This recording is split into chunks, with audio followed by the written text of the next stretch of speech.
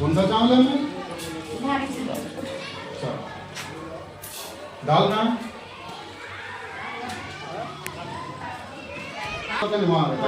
वहाँ से पूरा यहाँ लाते? सरकारी रोज का रोज लाते? कौन लाते? థర్డ్ ఫోర్త్ ఫిఫ్త్ ఏమో ఉర్దూ మ్యాథ్స్ ఈవీఎస్ ఇంగ్లీష్ ఒకటి నేను ఒకటి చెప్తాను. ఇంగ్లీష్ ఒకటి నేను షేర్ చేస్తున్నాను. ఇంగ్లీష్ సెకండ్ లాంగ్వేజ్ తెలుగు నేను షేర్ చేస్తున్నాను. इंग्लिश तेलुगु का नहीं चाहिए तीनों को पढ़ाते रहते आप लोगों को समझ में आता?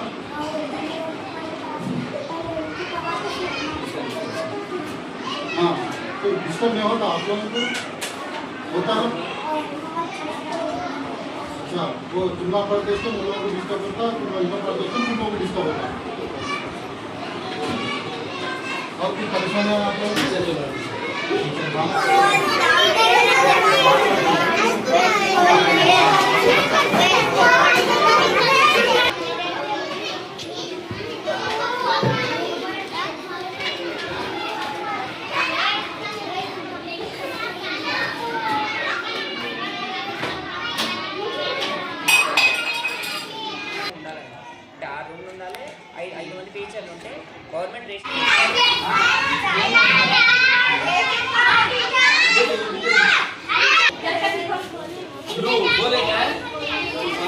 అందరికీ నమస్కారం. తాండూరు పట్టణ ప్రజలందరికీ మరియు నా వార్డు సభ్యులందరికీ, యువతకి, నా కార్యకర్తలందరికీ, టీఆర్ఎస్ కుటుంబ సభ్యులందరికీ నా యొక్క నమస్కారాలు.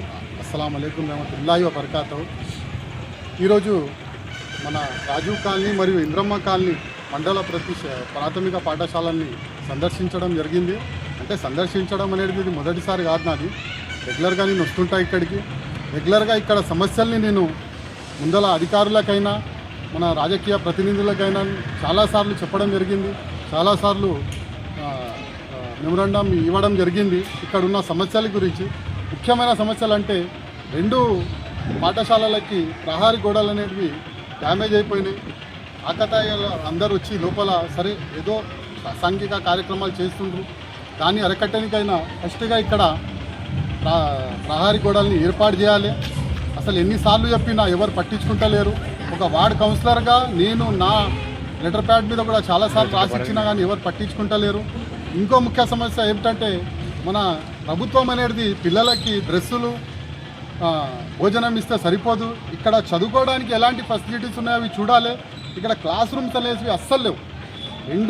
2 పాఠశాలలలో 2 క్లాస్ రూమ్లలో మొత్తం 10 క్లాసులని వాళ్ళు నడుపుతుండ్రు. అసలు వాళ్ళు ఎట్లా నడుపుతుండ్రు, ఆ టీచర్లు ఎట్లా మెయింటైన్ చేస్తుండ్రు నాకు అర్థమవుతలేదు. ఉర్దూ మీడియం మరియు ఇంగ్లీష్ మీడియం అనేది ఏ రకంగా వాళ్ళు బోధిస్తున్నారో నాకు అర్థమవుతలేదు. ఒక్క క్లాస్లో 5 క్లాసుల స్టూడెంట్స్ కూర్చుంటుండ్రు. వాళ్ళకి ఏం అర్థమవుతుంది, వాళ్ళ ఫ్యూచర్ ఏమో కావాలి, పిల్లల్ని వాళ్ళు ఎట్లా నేర్పియాలి, పిల్లల్ని వాళ్ళు ఎట్లా సరిదిద్దాలి, అసలు ఏంటి తప్పు ఒప్పు ఎట్లా నేర్పాలి. ఇప్పుడు ఉన్న ఇక్కడ టీచర్లు కూడా పర్మనెంట్గా ఒకటే టీచర్ ఉన్నారు. మిగతా టీచర్లు అన్నీ డిప్యుటేషన్ పైన ఉన్నారు. కనీసం ఈ 2 స్కూళ్ళలో 8 తరగతులు పెట్టి ఒక 7 మంది టీచర్లకి పర్మనెంట్గా ఇస్తే చాలా బాగుంటుంది. ఈ ప్రభుత్వం అనేది ఎప్పుడు కళ్ళు తెరుస్తుందో, ఇది పిల్లల ఫ్యూచర్కి సంబంధించింది. దీంట్లో కూడా మీరు చెలగాటం అనేది చాలా చేస్తుండ్రు. మీకు అందరికీ చెప్పేది ఒక్కటే, ఈ ఒక్క స్కూల్ అని కాదు, ఇప్పుడున్న తాండూరులో కాదు ఎక్కడున్న ప్రభుత్వ స్కూళ్ళలో ఇదే పరిస్థితి నడుస్తుంది. ఎవ్వరు పట్టించుకుంటలేరు. ఎవరైనా కానీ అధికారులైనా కానీ ప్రజాప్రతినిధులు కానీ వచ్చి చూస్తలేరు. కనీసం మీపై చెప్తే కూడా వాళ్ళు వినే పరిస్థితుల్లో లేరు. కేవలం ఒక్కటే, మనం ఏమైనా చెప్తే దానికి ఎవరో పేడ్ వర్కర్లను పెట్టి దాని కౌంటర్గా ఏదో మాట్లాడిపిస్తారు తప్ప అసలు వీళ్ళు ఏం చెప్తుండ్రు, వీళ్ళు అసలు ఏముంది బాధ అనేది తెలుసుకొని కూడా వాళ్ళకి టైం లేదు. వాళ్ళు ఏమంటే ఎవరినో ఒకరిని నేర్పుతారు, ఏదో పైసలు ఇస్తారు, చెప్పుకోవడం తప్ప వీళ్ళకి వేరే పని పాట లేకుండా పోయింది.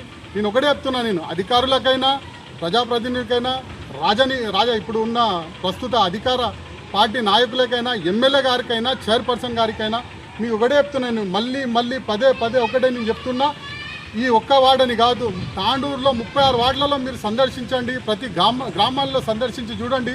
ఇప్పుడున్న కనీసం వేరే సౌకర్యాలు లేకపోయినా కానీ పిల్లల భవిష్యత్తు గురించి మీరు ఆటాడుకోకండి.